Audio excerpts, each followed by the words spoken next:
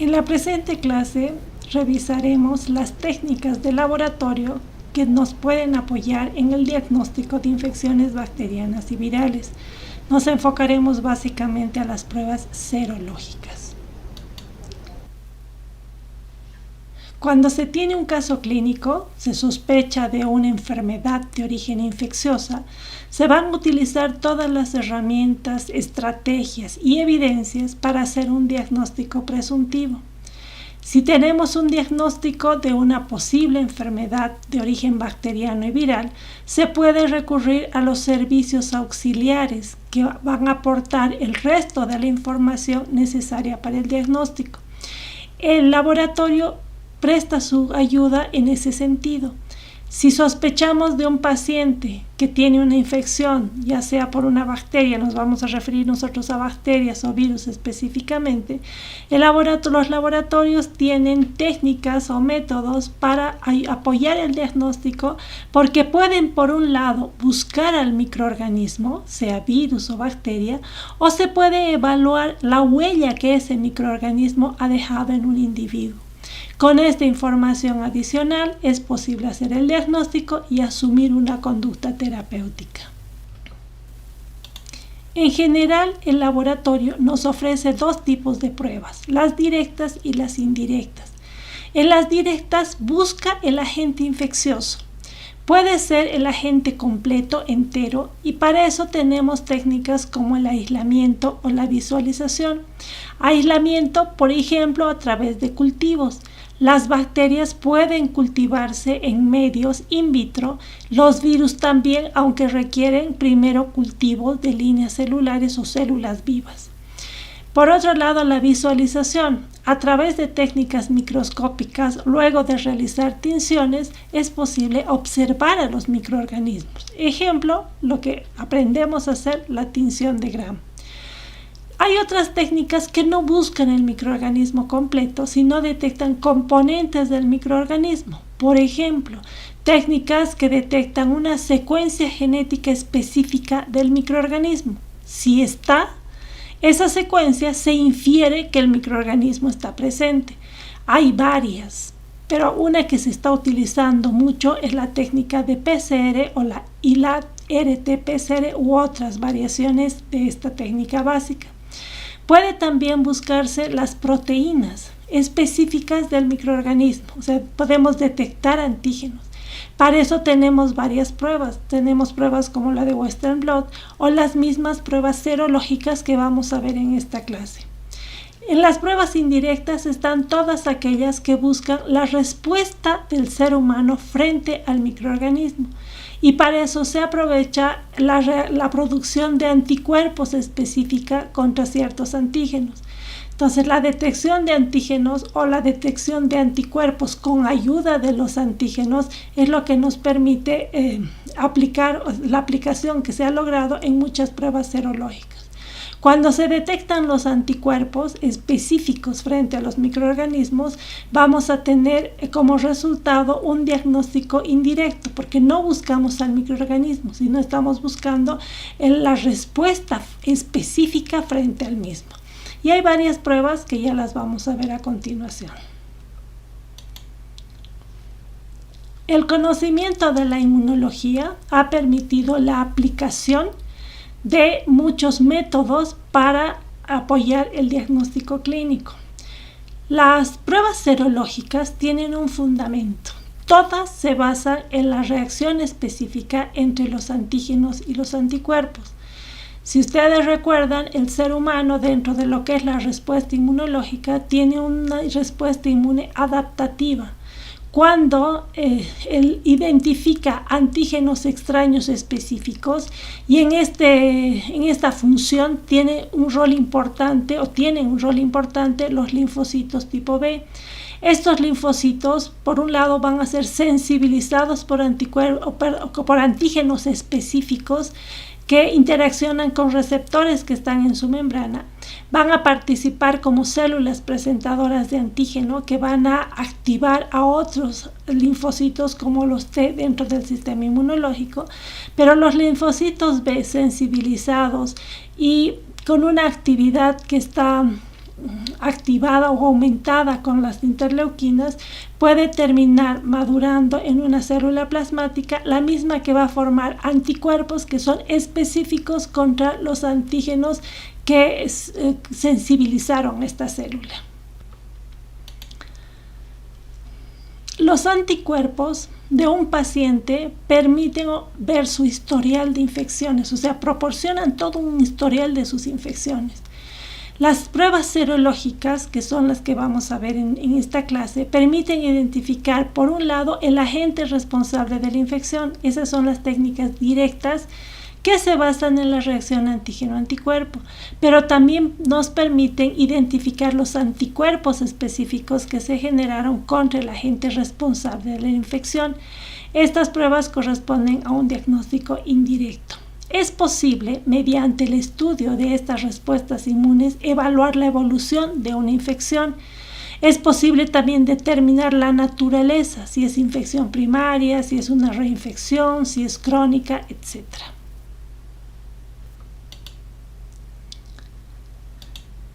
Recordemos algunos conceptos básicos. ¿Qué es un antígeno? Una sustancia que induce una respuesta inmune, y la respuesta inmune puede ser un anticuerpo, respuesta humoral o la generación de células sensibilizadas. Hablamos de la respuesta celular. Denominamos o conocemos como aptenos a antígenos incompletos, que por sí solos no producen una respuesta inmune, pero sí tienen la capacidad de reaccionar con los anticuerpos. El determinante antigénico es la porción del antígeno que interviene en esa reacción con el anticuerpo. Y los anticuerpos son esas estructuras proteicas generadas por las células plasmáticas que derivan de los linfocitos B.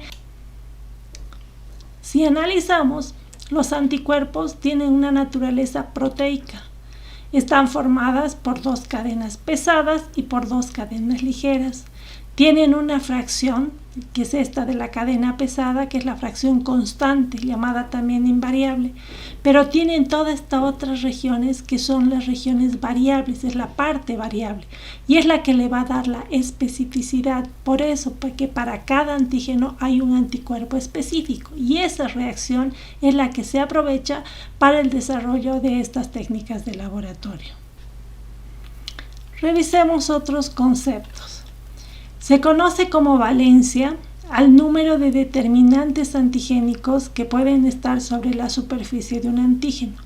Entonces podemos considerar, por ejemplo, a una bacteria un antígeno o un antígeno, ¿sí? Y en la superficie de ella podemos ubicar varias proteínas, cada una de las cuales va a actuar como determinante antigénico. Tenemos aquí, por ejemplo, los antígenos, que son los componentes de la pared celular de una bacteria, y vamos a ver que los anticuerpos van a ser específicos contra esos determinantes antigénicos. Estos pueden unirse de forma diferente. Algunos establecerán una relación de alta afinidad y otros de baja afinidad. Todos esos conceptos se consideran dentro del diseño de las técnicas serológicas. Dependiendo del objetivo de la prueba, podemos utilizar anticuerpos como reactivos o antígeno como las variables analíticas. Conceptos importantes de mencionar. Título: es la cantidad de anticuerpo disponible para su reacción en un método inmunológico específico. En otras palabras, es la dilución máxima del anticuerpo que va a poder dar una reacción detectable para un método específico y siguiendo un procedimiento inmunológico determinado. La afinidad es la fuerza de unión del antígeno con el anticuerpo y eso va a variar, porque han visto que pueden ser de alta o de baja afinidad. La especificidad es la capacidad de un anticuerpo de restringir su reacción a un grupo bien específico y definido de moléculas. En la reactividad cruzada va a haber una unión del anticuerpo con antígenos que están estrechamente relacionados a su antígeno original. Mediante las pruebas de laboratorio es posible cuantificar, primero, identificar y cuantificar las inmunoglobulinas. Usualmente, la primera inmunoglobulina que aparece en una respuesta primaria es la IgM y posteriormente en una secundaria aparece más la IgG. Normalmente, la detección de IgM en gran parte de las patologías refleja una infección reciente. Y a veces simplemente el hecho de detectar un título elevado de estas inmunoglobulinas ya nos dan un diagnóstico de infección. Por ejemplo, IgM, infección reciente. Los títulos de IgG generalmente se presentan luego de esta respuesta primaria y por sí solos muchas veces nos indican más una infección pasada. Otro concepto importante que hay que mencionar en la detección de anticuerpos como método de diagnóstico es la seroconversión. En algunas patologías es importante cuantificar el título de anticuerpos en una respuesta inicial, generalmente en la fase aguda, y se hace una segunda cuantificación de anticuerpos tiempo después, tiempo que es variable dependiendo de la enfermedad o de la infección. Esto generalmente se hace ya en la fase de convalecencia y luego se comparan los niveles. Si hay un aumento 4 veces del valor original, se conoce como seroconversión y ese es el criterio que se emplea en el diagnóstico de muchas enfermedades de origen infeccioso. Otra cosa que tenemos que diferenciar es qué significa que son los anticuerpos policlonales, o sea, tenemos que diferenciarlos de los anticuerpos monoclonales. Los policlonales son preparaciones heterogéneas de anticuerpos que pueden reconocer diferentes epitopos individuales en un solo antígeno. En cambio, los anticuerpos monoclonales son el grupo de anticuerpos que reconocen los epitopos individuales en un antígeno. Los anticuerpos monoclonales pueden producirse o generarse bajo condiciones de laboratorio. Hay diferentes estrategias y una de ellas es la siguiente. Pueden tomarse animales de experimentación como un ratón, se hace la inyección con un antígeno específico, después de un tiempo se extirpa el vaso y se sacan las células, se hace una suspensión de células del vaso. Aquí vamos a encontrar linfocitos B que tienen la capacidad de producir anticuerpos contra el antígeno inyectado. Luego esta suspensión se va a combinar con células de mieloma que han sido cultivadas. Son linfocitos B cancerosos que tienen la capacidad de multiplicarse pero que han perdido la capacidad de generar anticuerpos. Una vez que se hace la mezcla, muchas veces se combinan las células del mieloma con el vaso y generan lo que se conocen como las células híbridas. Esta mezcla de células va a ser cultivada en medios selectivos que van a impedir el crecimiento de las células del mieloma o vasos separadas y van a seleccionar el crecimiento de las células híbridas. Estas células híbridas van a crecer, van a proliferar en unos clones que se denominan hibridomas. Y estos hibridomas son aquellos que se seleccionan, mejor dicho, aquellos hibridomas que producen anticuerpos monoclonales específicos que son los deseados.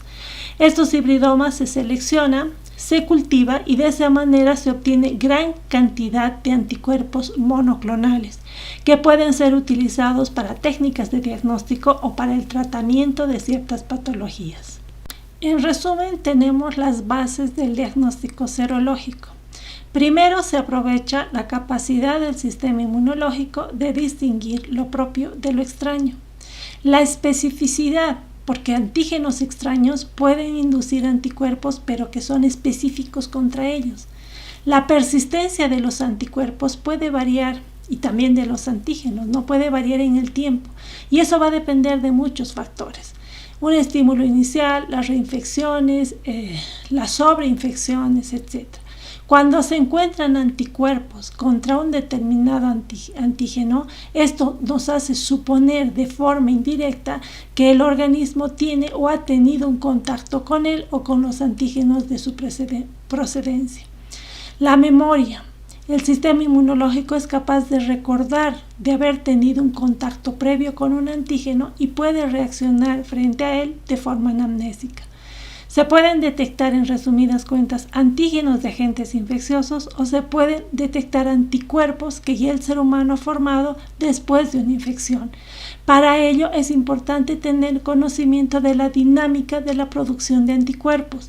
Generalmente aparecen primero inmunoglobulina M, inmunoglobulina A, que en un tiempo variable que puede ir de una semana a más, 3, 5 semanas, dependiendo de la patología. Y luego tenemos la formación de la inmunoglobulina G, que puede mantenerse en el tiempo o puede desaparecer después de algunos años. Los estudios serológicos pueden emplearse fundamentalmente con dos objetivos.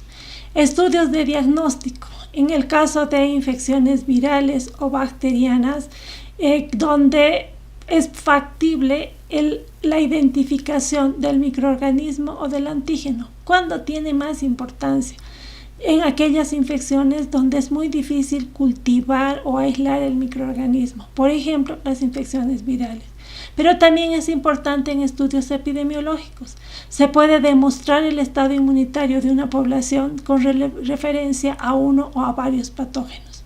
Se puede hacer un estudio retrospectivo de anticuerpos, lo que nos va a indicar la prevalencia de los microorganismos en esa población, y dependiendo de en qué distribución, en la distribución de acuerdo al grupo etario, de acuerdo a las edades, se puede hacer análisis y tomar decisiones en cuanto al establecimiento de campañas de vacunación.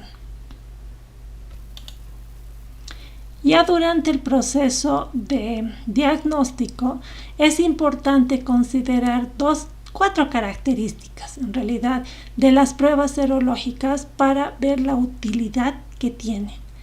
Una prueba serológica puede evaluarse de acuerdo a su sensibilidad, su especificidad, su valor predictivo positivo y su valor predictivo negativo.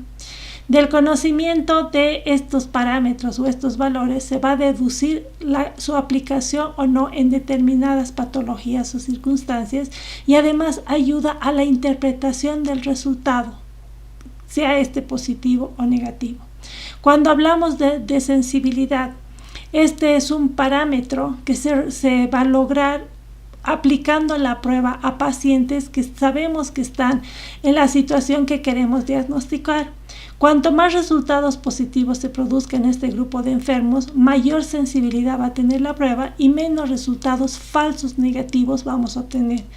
Entonces hablamos de sensibilidad como el porcentaje de verdaderos positivos que son detectados en individuos con esa enfermedad y aplicando esa técnica. Algo que siempre van a recordar, la sensibilidad va ligado a los falsos negativos. Cuanto más alta la sensibilidad, menor cantidad de falsos negativos. El otro parámetro que siempre hay que considerar es la especificidad de la técnica.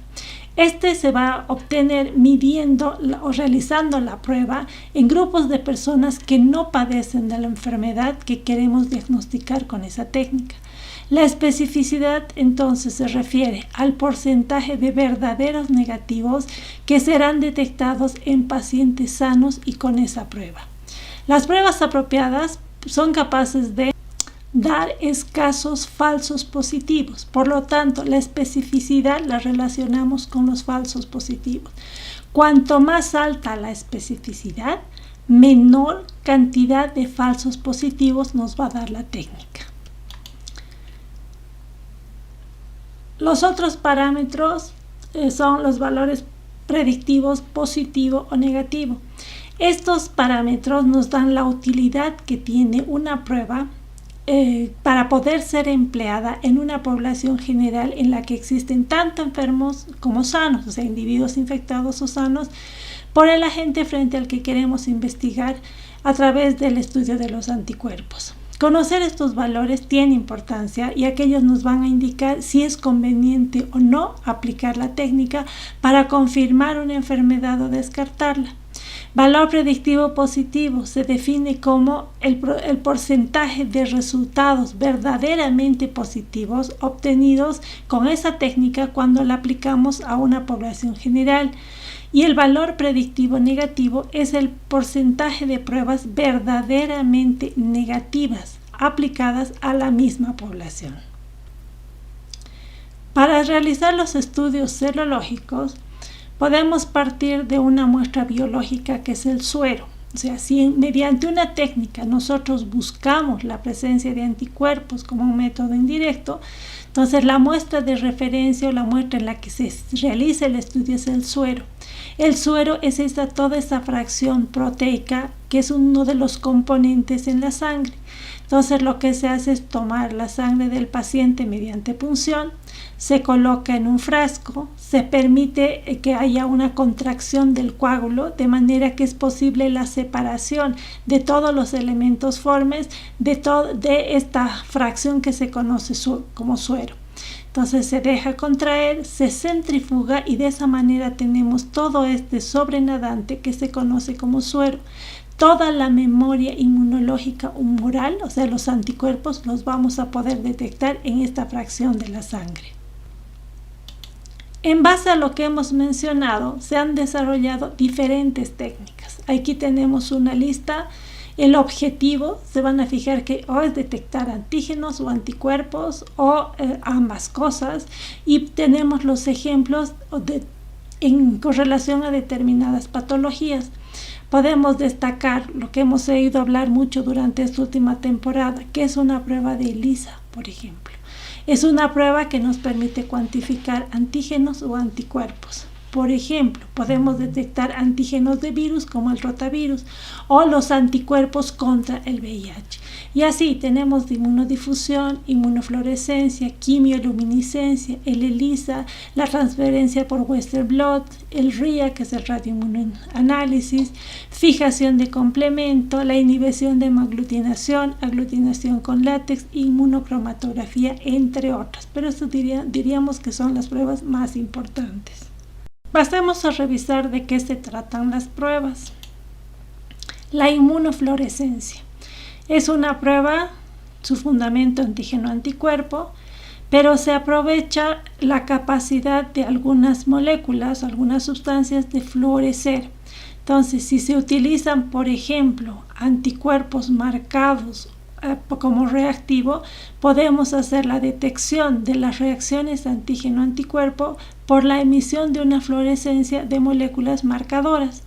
Se utiliza un microscopio especial, que es un microscopio de fluorescencia, y que tiene la capacidad de emitir luz a una determinada longitud de onda que va a incidir sobre estas moléculas marcadoras, que son las que utilizamos para teñir, en otras palabras, o para poder evidenciar la reacción antígeno-anticuerpo. O sea, es un procedimiento que sí necesita un equipo adicional, por eso que no es factible de hacer en todos los laboratorios. Estas técnicas de inmunofluorescencia pueden ser directas o indirectas. Directas cuando el objetivo es buscar y encontrar un antígeno. Indirectas cuando se busca, se cuantifica un anticuerpo específico. Por ejemplo, si tenemos estreptococos beta hemolítico del grupo A que viene de las fauces de la faringe de un paciente. Si nosotros tomamos esos estreptococos y los mezclamos o los hacemos reaccionar con anticuerpos monoclonales que están marcados con un colorante fluorescente, si esta mezcla de bacterias reacciona específicamente con el anticuerpo, se va a formar un complejo, que es un complejo antígeno-anticuerpo. Y por lo tanto, a estos estreptococos los vamos a ver fluorescentes. Eso nos indica que la prueba ha sido positiva. Si observamos, aquí estamos buscando el antígeno.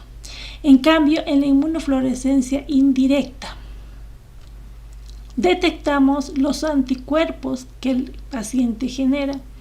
Ejemplo, diagnóstico de sífilis. Agente etiológico de sífilis, treponema pálido. ¿Qué podemos hacer? Tomamos la sangre del paciente, separamos toda esta fracción del suero donde están los anticuerpos y la hacemos reaccionar con treponema pallidum bajo condiciones artificiales en el laboratorio. Si el paciente tiene anticuerpos contra treponema pallidum, va a haber la reacción específica de ambos. Y esto al final puede ser evidenciada por la utilización de un reactivo que son anticuerpos. Fíjense, esto viene del paciente. Si el paciente es positivo, se establece la reacción. ¿Y cómo se puede evidenciar esto? Bueno, se hace reaccionar. Usualmente entre cada una de las etapas se hace un lavado, se lava bien. Si el paciente realmente tenía el antígeno, se forma complejo antígeno-anticuerpo, y el otro reactivo que se usa son anticuerpos, o sea, anticuerpos que se han generado, se han fabricado contra la fracción constante de los anticuerpos humanos, y se hace reaccionar. Si aquí hay un complejo y están los anticuerpos humanos, van a reaccionar los anticuerpos con estos y van a formar esto que son unos complejos mayores que van a poder teñir a las espiroquetas por la presencia de esta sustancia fluorescente en este reactivo. Y observamos microscópicamente y se pueden ver las espiroquetas fluorescentes. Un ejemplo de esta técnica la tenemos también en nuestro medio importante como diagnóstico para el Chagas. Entonces, esto se hace en portaobjetos. Entonces, se hace reaccionar. Si el paciente, por ejemplo, es positivo, vamos a tener espiroquetas fluorescentes. Si el paciente fuera negativo, no tendría estos anticuerpos, no se formaría este complejo. Cuando le coloco el otro reactivo, que es el anticuerpo o antiinmunoglobulina, como no hay no se va a unir y por lo tanto las espiroquetas no van a ser fluorescentes. Resultado final, si las espiroquetas se observan al microscopio fluorescentes, el paciente era positivo. Sí estaba infectado alguna vez con treponema pallidum. Si tenemos al final espiroquetas no fluorescentes, el paciente es negativo. La otra técnica es la técnica de ELISA, que es un inmunoensayo ligado a enzima. Lo mismo, su fundamento, reacción antígeno-anticuerpo, y nos sirve para detectar antígenos, ejemplo, la detección de los virus respiratorios sincicial en secreciones respiratorias. Hoy en día también se están utilizando para otras enfermedades bacterianas o virales. También tenemos la técnica que es indirecta, o sea que nos va a permitir detectar anticuerpos. Ejemplo clásico tenemos el VIH, ¿no es cierto? La detección de anticuerpos contra el VIH es una técnica de diagnóstico de esta enfermedad, o sea, del SIDA, que es la enfermedad producida por el VIH. A diferencia de la inmunofluorescencia, que requiere un microscopio especial, estos requieren unos equipos especiales que miden la intensidad de cambio de color en unos pocillos, y vienen bajo esta forma kits con todos los reactivos que permiten hacer las reacciones en el laboratorio y nos permiten hacer un diagnóstico, o ya sea de detección de antígeno o detección de anticuerpos. Para poder entender la técnica tenemos los siguientes dibujos. Primero, que la reacción ya no sucede en un portaobjetos como habíamos observado en la inmunofluorescencia. Como en la inmunofluorescencia se ve a través de microscopía, las reacciones suceden en portaobjetos. En el caso de la ELISA, las reacciones suceden en unos pocillos. Todos estos vienen ya de forma comercial, con todo el protocolo establecido y con todas las limitantes que tiene, o sea, con una indicación de la utilidad y de las limitantes que tiene.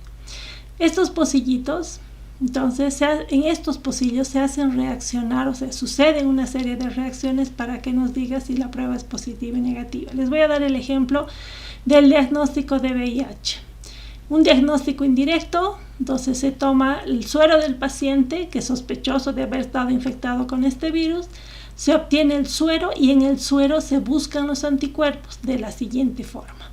Estos pocillos ya vienen sensibilizados o tienen los antígenos para sensibilizarlos, pero se coloca aquí, o sea, adhiere. Sensibilizar significa que en el pocillo se pegan los antígenos. Por ejemplo, VIH, el ejemplo que estamos analizando. Como les decía, estos pocillos usualmente ya vienen preparados comercialmente y lo único que uno hace es seguir un protocolo o una técnica que nos indica el fabricante. Entonces, del pocillo se le pegan antígenos, que en este caso sería virus VIH. Siguiente paso, vamos a tener el suero del paciente. Aquí tenemos los antígenos bien pegados y se añade el suero del paciente. Si el paciente se infectó con VIH, va a tener anticuerpos anti-VIH y por lo tanto se va a establecer una reacción específica antígeno-anticuerpo. Siguiente etapa, lavado. O sea, se lavan los pocillos. Se puede hacer un lavado manual o hoy en día se recomienda que sea totalmente automatizado, ¿no? Entonces viene un equipo, lava todo este pocillo y se va a lavar todo, o sea, se va a retirar todo lo que no esté unido. Entonces, si el paciente era positivo, hay esta reacción y esta reacción queda. Siguiente paso, añadir el otro reactivo que traen estos kits, que son antianticuerpos. Pero esta vez los antianticuerpos, a diferencia de la inmunofluorescencia que estaba marcada con una sustancia fluorescente, estos antianticuerpos están marcados con una enzima. Si el paciente entonces era positivo, se estableció esta primera reacción. Si hay anticuerpos y hay esta fracción constante libre, los antianticuerpos se van a unir a estos. Siguiente etapa, lavar. Al lavar, todo lo que no se unió se va a eliminar del pocillo, pero queda esto adherido. Siguiente etapa, se añade un sustrato para esta enzima de estos anticuerpos. Usualmente este sustrato es incoloro. Si es incoloro y no encuentra la enzima, se va a mantener incoloro, pero en este caso hay una enzima. Entonces la enzima actúa sobre el sustrato incoloro y genera un producto que es coloreado y por lo tanto el pocillo cambia de color. Entonces, en esta técnica, en el ejemplo que hemos mencionado, si se siguen todos estos pasos y al final los pocillos cambian de color, significa que es positivo, que el paciente sí tenía anticuerpos y por lo tanto el paciente es cero positivo, está infectado con el virus VIH, en este ejemplo. ¿Qué pasa si el paciente era negativo? Entonces, hemos visto un ejemplo de paciente positivo. Los pasos los mismos. Se sensibiliza el pocillo o si ya está sensibilizado, empezamos en esta etapa. Aquí están los virus VIH, se coloca el suero del paciente, pero estamos considerando que nunca estuvo en contacto con este virus. Por lo tanto, no va a haber anticuerpos específicos. Siguiente etapa, se lava. Al lavar se va todo. Se añaden los anticuerpos. Como no hay anticuerpo adherido, no se va a unir a nada. Se lava nuevamente y se elimina todo. Siguiente paso, estamos siguiendo los pasos, si se fijan, lo mismo, ¿no? Se añade el sustrato. El sustrato es incoloro. Como no le pasa, no hay una enzima que actúe sobre ella, no le pasa nada, no hay reacción y por lo tanto se mantiene incoloro. Entonces, si yo saco los pocillos y si sé que cada pocillo representa un paciente, voy a decir que todos estos son negativos y estos al parecer son positivos. Pero si analizamos, la intensidad del cambio de color por esa reacción enzimática varía. Puede ir desde lo más intenso a lo menos intenso. Para poder establecer, por lo tanto, o cuantificar ese cambio de color, se utilizan los equipos que habíamos dicho que son los lectores de ELISA que les he mencionado. Y de acuerdo a eso se establece si pasa un punto de corte, es positivo o no. El ELISA puede ser, de acuerdo a lo que hemos observado, un método directo. Si se fijan en este, detecta la presencia de anticuerpos específicos en un individuo. Pero podemos utilizar la misma técnica para detectar antígenos. En el ejemplo que hemos mencionado, para entender lo que es un ELISA, hemos mencionado o descrito un ELISA indirecto, donde los pocillos están sensibilizados o aquí se ha absorbido un antígeno. ¿Ya? Entonces, ¿qué detecta? Anticuerpos. En cambio, si los pocillos son sensibilizados con anticuerpos específicos, es posible detectar los antígenos. Por la misma reacción, fíjense, si yo tengo un pocillo específico contra el antígeno X, coloco la muestra y en la muestra está el antígeno X, se establece esta unión específica antígeno-anticuerpo. Y en este caso el otro reactivo es un anticuerpo contra el antígeno X, pero es un anticuerpo que está marcado con la enzima. Si aquí había entonces antígeno, se establece esta unión, viene el antiantígeno que está marcado con una enzima, se pone el sustrato, cambia de color, que nos ha permitido detectar los antígenos y en esta técnica los anticuerpos. La otra técnica, radioinmunoanálisis o radioinmunoensayo, el RIA. tiene el mismo principio, el mismo fundamento. Muchos de ellos se realizan en pocillos también o en tubos, dependiendo de su naturaleza, y es prácticamente lo mismo. La única diferencia que en el RIA, en lugar de emplear una marcación con enzimas, se utilizan anticuerpos, pero que están marcados con isótopos que emiten radiaciones. Entonces, si seguimos la lógica del ELISA, también se observa la reacción antígeno-anticuerpo, pero la forma de detectar la reacción antígeno-anticuerpo ya no es con la acción de una enzima sobre un sustrato, sino es porque estamos usando como reactivos indicadores de la reacción a anticuerpos que estén marcados con un isótopo radiactivo. Entonces, en lugar de ver cambio de color en los pocillos, lo que estas técnicas hacen es determinar la presencia de los isótopos, de la radiactividad emitida por los isótopos, y eso lo realizan los equipos, ¿ya?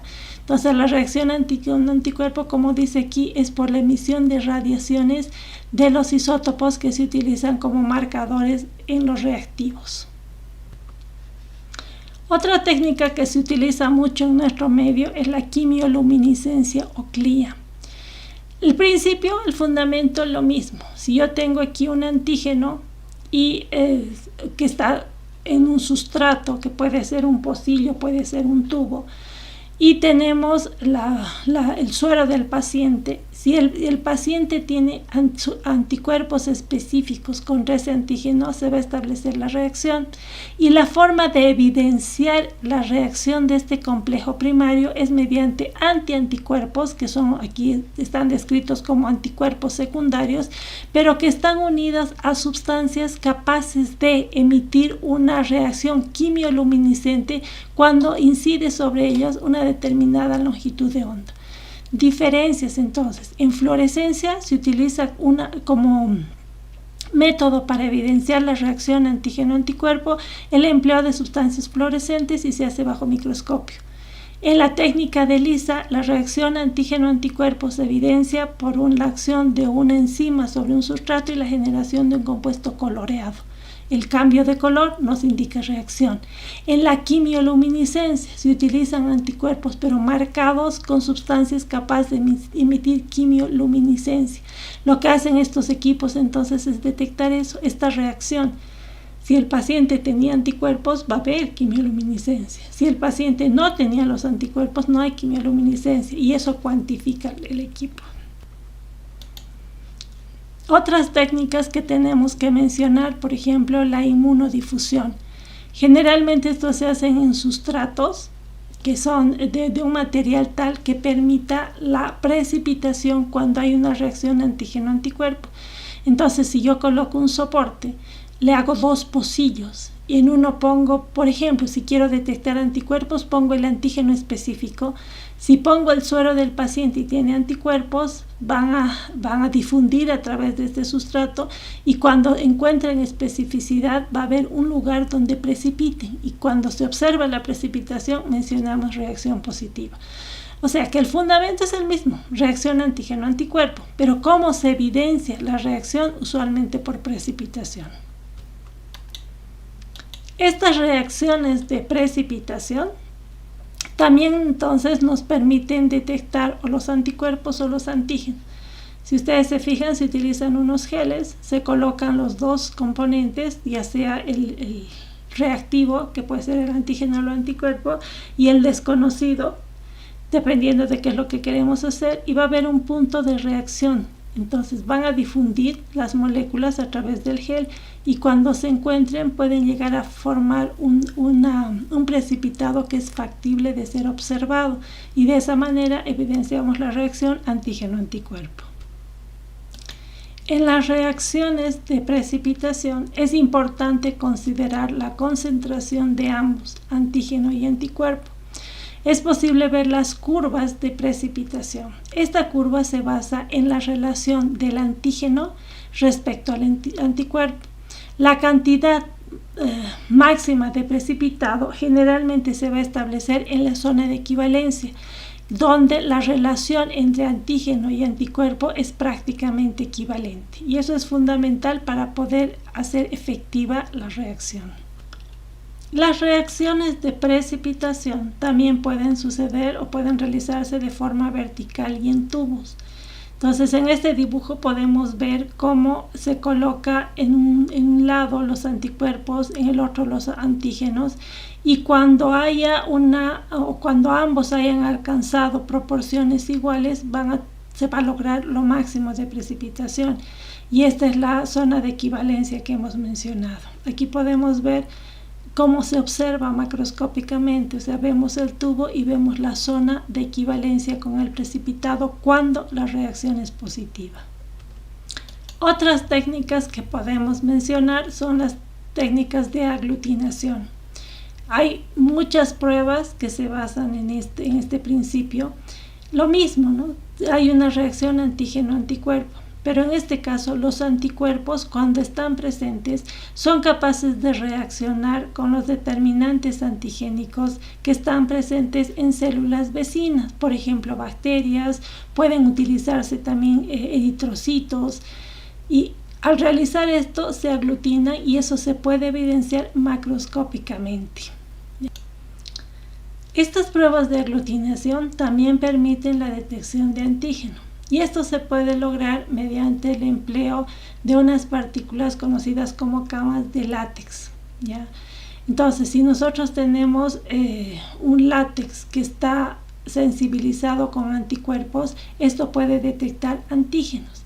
Entonces, aquí estamos utilizando un reactivo que tiene que tiene anticuerpos, y cuando encuentra antígenos va a dar una reacción positiva y una agrupación de estas estructuras de látex, lo que puede ser observada a simple vista.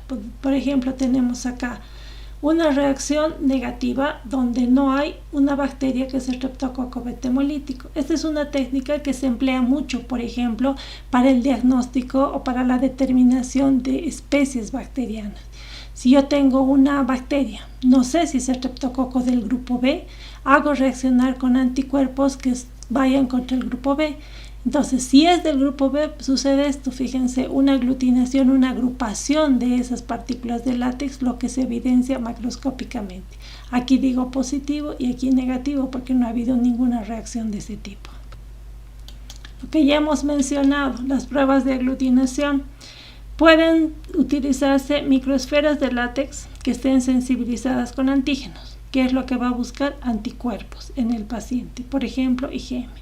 Si yo tengo estas microesferas de látex sensibilizadas con anticuerpos, lo que voy a poder detectar son antígenos especiales, o específicos, mejor dicho.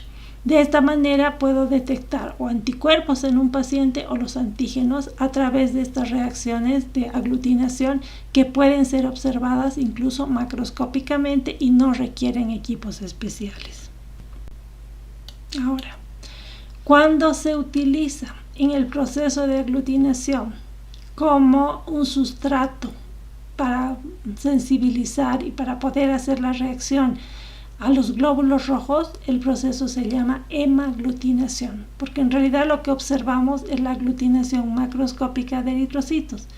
Un ejemplo de prueba de hemaglutinación es la determinación de grupo sanguíneo. Entre los procesos de hemaglutinación tenemos el HAI, que le llaman hemaglutinación indirecta. Se realiza usualmente en unos pocillos. En estos pocillos se usa como reactivo glóbulos rojos sensibilizados, generalmente lo obtienen de ovejas, sensibilizados con un antígeno. Por ejemplo, se utiliza la hemaglutinación indirecta en el diagnóstico de Chagas, que vamos a tomar como ejemplo aunque sea un parásito. Vamos a tener glóbulos rojos y vamos a hacer interaccionar glóbulos rojos que tienen antígenos de tripanosoma con el suero del paciente. Si el paciente es positivo, va a tener anticuerpos anti estos antígenos y por lo tanto se va a unir a los glóbulos rojos y va a formar una especie de red que después de un tiempo sedimenta en la base y eso se conoce como manto. En el caso de los pacientes que sean negativos, si yo tomo un recipiente o un pocillo y hago reaccionar estos eritrocitos que están sensibilizados con el suero del paciente, pero en el suero del paciente no hay anticuerpos, todos los glóbulos rojos después de un tiempo y por sedimentación se van a ir a un solo punto en el fondo del tubo. ¿Cómo he evidenciado la reacción? Positiva, la formación de un manto en el pocillo, y negativa, la aparición de un punto que se llama botón o que le dan el nombre de botón en el fondo del pocillo. Ya hemos mencionado que un ejemplo de hemaglutinación es la determinación de grupos sanguíneos. ¿Cómo se hace la determinación de grupos sanguíneos? Simple. Se necesita la sangre entera del paciente. En la sangre entera del paciente están los eritrocitos. Y los eritrocitos, dependiendo del grupo sanguíneo de la persona, va a contener antígeno A, que son los pacientes del tipo A, puede tener el antígeno B, o puede tener el AB, o no tener ninguno. Este es el tipo O. Para poder determinar este grupo, ¿qué necesitamos? Anticuerpos, anti-A, anti-B, y si queremos determinar el grupo RH, anti-D. Entonces se coloca la sangre del paciente en estos pocillos, que es en un portaobjetos, con áreas bien delimitadas, y se ponen los anticuerpos. Si el paciente tiene antígeno A, va a reaccionar con el anticuerpo anti-A y va a aglutinar, y esa aglutinación me permite inferir o deducir qué grupo sanguíneo tiene cada persona. Estas técnicas de hemaglutinación también tienen aplicación en el campo viral. Eritrocitos sensibilizados pueden reaccionar con los virus y pueden dar lugar a reacciones de hemaglutinación. También tenemos las pruebas de neutralización. Sirven, por ejemplo, para la detección de toxinas. Por ejemplo, si tenemos un cuadro clínico, está producido por un microorganismo, vamos a suponer una bacteria, que tiene la capacidad de producir toxinas. Muchas veces se detecta la bacteria, pero es necesario confirmar si se produjo o no la toxina y si es que la toxina está causando el daño. ¿Cómo se puede lograr esto?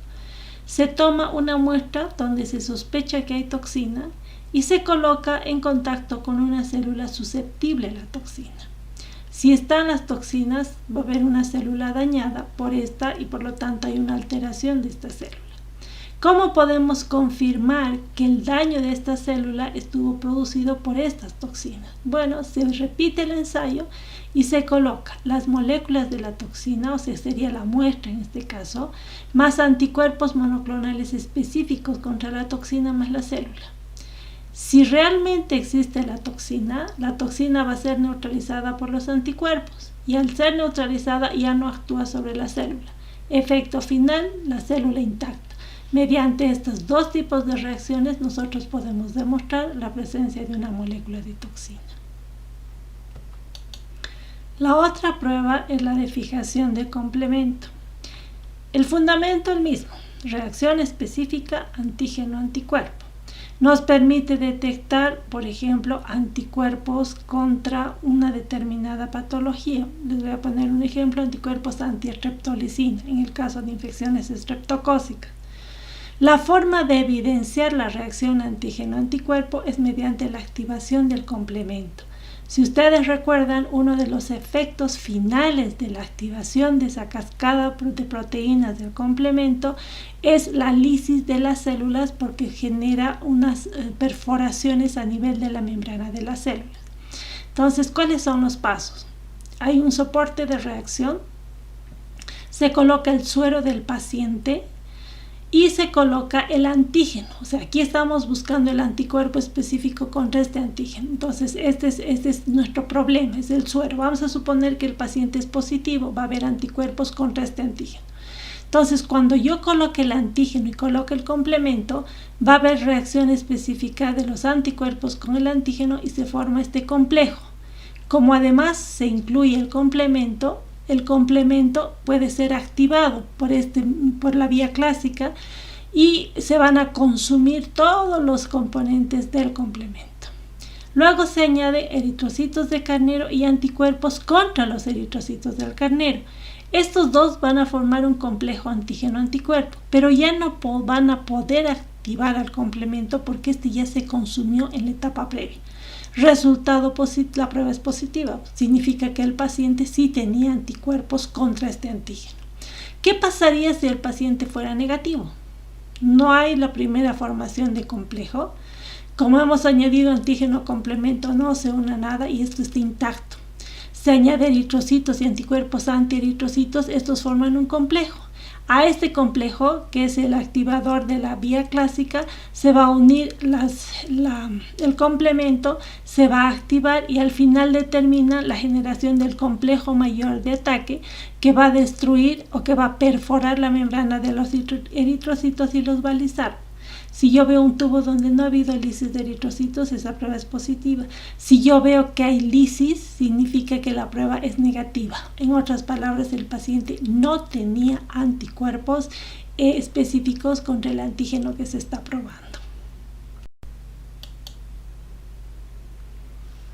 Hay otras técnicas que se conocen como las del immunoblotting. Estas suceden en otro soporte. Generalmente son geles de separación, donde se van a separar los antígenos por el tamaño en diferentes posiciones. Una vez que tenemos los antígenos como reactivo, van a transferirse a membranas de nitrocelulosa y sobre estas es donde se aplican los anticuerpos. Se lavan y se añaden conjugados radiomarcados. En aquellos sitios donde va a haber la unión específica antígeno-anticuerpo, se van a visualizar marcas, o sea, marcas específicas que es posible visualizarlas después de una autorradiografía y un revelado. Entonces, esta es la otra forma. Lo mismo, estamos evidenciando la reacción antígeno-anticuerpo, pero en este caso mediante la utilización de moléculas radiomarcadas y mediante la utilización de una radiografía o autorradiografía final. Las técnicas de Western blot tienen el mismo principio. Se utilizan un soporte de nitrocelulosa, se hacen correr una serie de proteínas y luego se establece la unión de estas proteínas, o sea, se hace una separación, ¿no?, a través de una electroforesis en estos geles, pasa a una nitrocelulosa y luego se hace interaccionar esto, por ejemplo, con el suero del paciente. Si el suero presenta anticuerpos, se va a unir a las diferentes proteínas y eso puede ser revelado. Ejemplo, tenemos el diagnóstico de confirmación de infección por virus VIH. En estas tiras se hacen correr y se separan por tamaño las diferentes proteínas que son del virus. Y estas cintas se ponen en contacto con el suero del paciente y se ve anticuerpos a qué antígenos hay. Por ejemplo, aquí tenemos varias bandas que nos indica que este paciente que tenía VIH tiene anticuerpos contra los varios determinantes antigénicos del virus. Y viendo el patrón es posible hacer el diagnóstico de confirmación de esta enfermedad.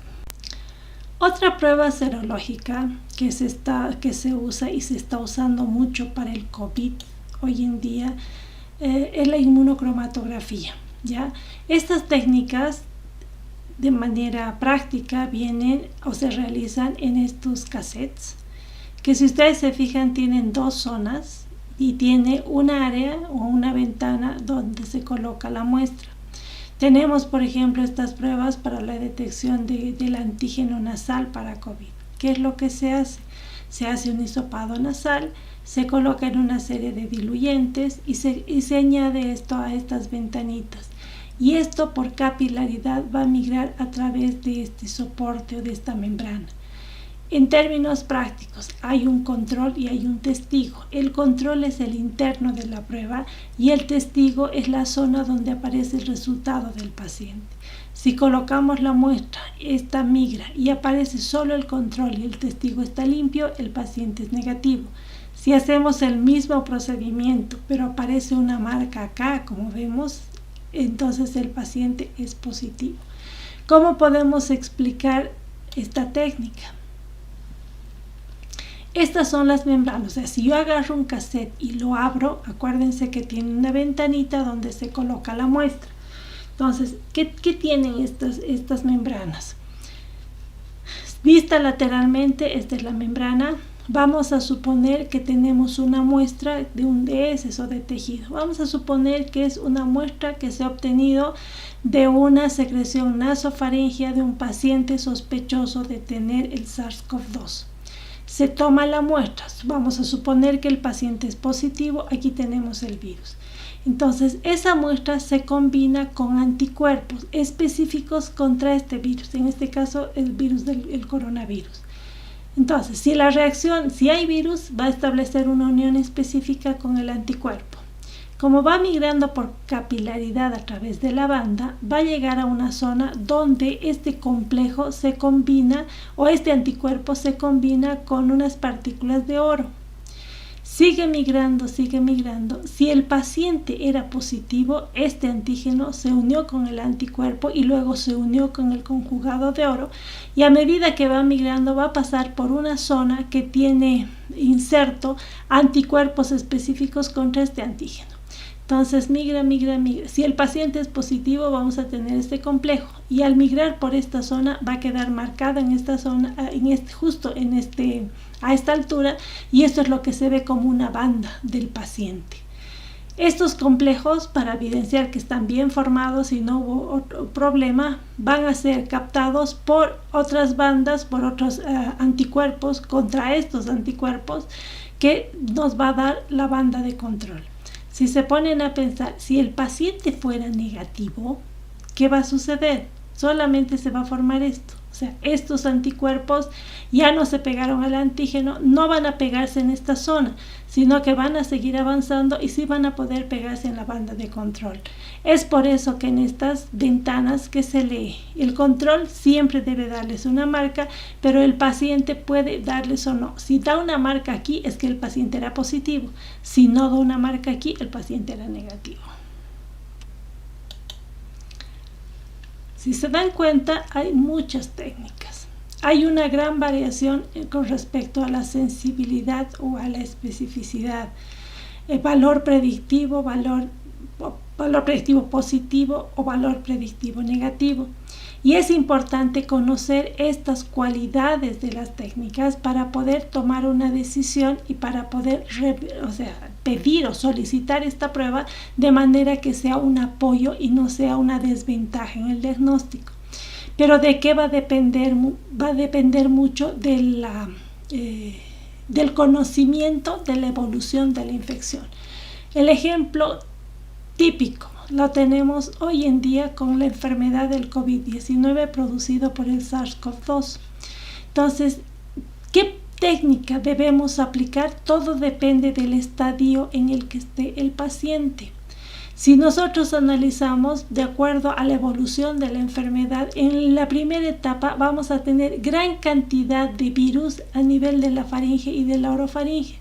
Por eso es que las técnicas que detectan el antígeno, o el material genético, vale decir la RT-PCR o las pruebas de antígeno nasal que se hacen, van a ser útiles durante esta primera etapa. Porque aparece el ARN, fíjense, y luego va pasando el tiempo y el virus va a desaparecer de la región. Y los antígenos van a detectarse fundamentalmente la la segunda semana. Ya algunos han establecido que podríamos establecer hasta el día 21, pero en realidad tiene más utilidad durante la primera semana. El PCR puede tener utilidad un poco más allá, como promedio hasta el 14, máximo hasta el día 21. Y luego recién podemos detectar la presencia de anticuerpos. Eso significa que si yo quisiera o tengo un paciente, quiero hacer el diagnóstico, el paciente ha empezado con síntomas. El día de ayer, por ejemplo, las pruebas serológicas no me van a servir. ¿Por qué? Porque hay que darle un tiempo para que los anticuerpos se formen y las técnicas que hemos mencionado las detecten. Pero sí, en las primeras etapas podemos buscar el virus porque está multiplicándose, hay una buena carga viral y puedo detectar o el material genético o las proteínas. Entonces hay que tener conocimiento no solo de la evolución natural de la enfermedad, también tenemos que tener en cuenta cómo a lo largo del tiempo va apareciendo la respuesta inmune. Y no solo eso, sino que tenemos que evaluar las condiciones o las características que hemos mencionado de cada una de las pruebas. Hoy en día, ¿qué es lo que se está haciendo? Serología para anticuerpos de SARS-CoV-2, pero solamente después del día 14, que nos va a dar algún resultado. La prueba Gold Standard sigue siendo la técnica de RT-PCR. La detección durante los primeros días máximo, y hemos visto hasta el día 21, como promedio el día 14, desde el día 1 hasta el día 14, es la detección del material genético que nos va a permitir inferir que está el virus, nos va a permitir establecer la presencia del virus en esta región. Y si detectamos los anticuerpos, ¿a través de qué técnicas? Inmunocromatografía muy utilizada, ELISA o quimioluminiscencia, que es lo que estamos haciendo hoy en día. Y como hemos mencionado, no es suficiente conocer todos esos estadios, sino que también hay que conocer las características de cada una de las pruebas. Acuérdense que les he dicho que es importante conocer la sensibilidad y la especificidad. Y acuérdense lo que hemos mencionado, a mayor sensibilidad, menor cantidad de falsos negativos. A mayor especificidad, menor cantidad de falsos positivos, ¿ya? Y en el caso del COVID-19, ¿qué es lo que se ha visto? Que la sensibilidad, por ejemplo, va a disminuir o va a aumentar en función al estadio en el que esté el paciente. Estos son ejemplos de pruebas que permiten la detección de inmunoglobulinas como la IgG y la IgM. Y fíjense que una vez que empieza la enfermedad, antes de los 7 días, la sensibilidad puede ser del 30% nada más, o sea que vamos a tener como un 70% de falsos negativos. Pero a medida que pasa el tiempo, después del día 14, o sea, si estamos hablando después de 2 semanas, fíjense cómo aumenta la sensibilidad. Y lo mismo pasa con la IgM. Por lo tanto, la misma prueba puede tener diferente sensibilidad a diferentes tiempos. Y eso es lo que hay que considerar para interpretar adecuadamente las pruebas.